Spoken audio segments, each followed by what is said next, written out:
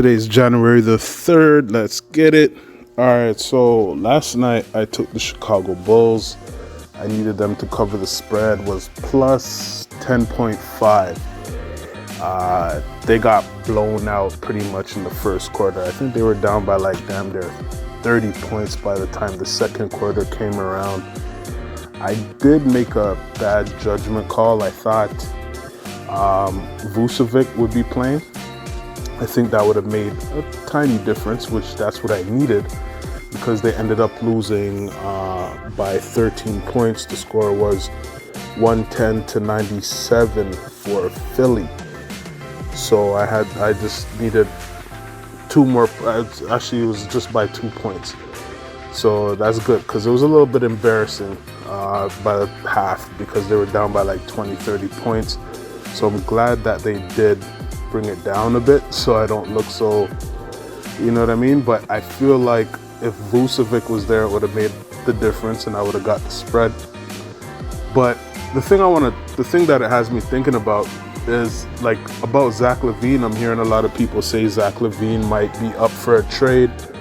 I think saying that they think Chicago might be trying to trade Zach Lavine.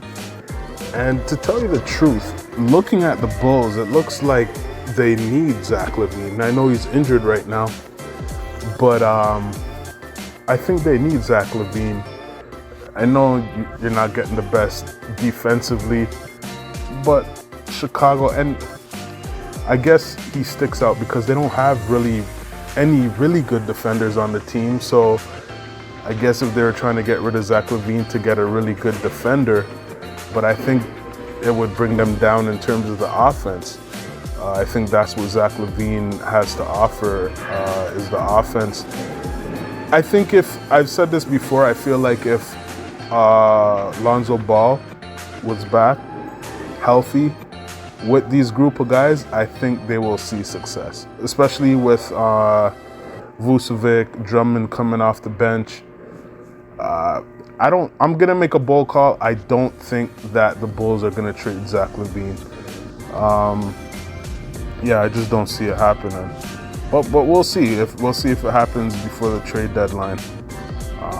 But yeah, I don't see it happening. Anyway, so what I got for today, the matchup last night that I was looking at, Jaylen Brown versus Jalen Williams. So Jalen versus Jalen. I'll give you all the numbers. Jaylen Brown had 15 points, 6 rebounds, 3 assists, 0 steals, 0 blocks, 4 turnovers. 5 personal fouls, went 4 for 18 from the field goal, 0 for 8 from the 3-point, 7 for 8 from the free throw, finished with a -1 in 38 minutes.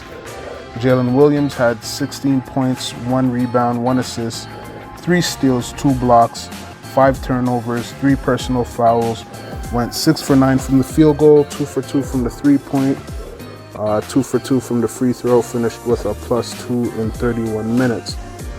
Me and my boy were talking about this game. We were trying to see who would get the points between Jaylen Brown or Jason Tatum. And I told him, I said it really depends on who Jalen Williams is going to be guarding. And he showed that. I think he really threw Jaylen Brown off his game a bit. Jaylen Brown went 4 for 18 from the field goal. Had 4 turnovers, 5 personal fouls. I think a lot of that was due to Jalen Williams. You know, Jalen Williams had the 2 blocks, 3 steals, and he still gave you 16 points, 2 for 2 from the 3-point. A guy like Jalen Williams, you know, he's not a superstar, but he's definitely a lunch pail type guy. He's going to come in and work hard, and you need that. Every team needs that. So I'm going to give it to Jalen Williams. I think he did his job in terms of affecting the game to allow OKC to win that game against Boston.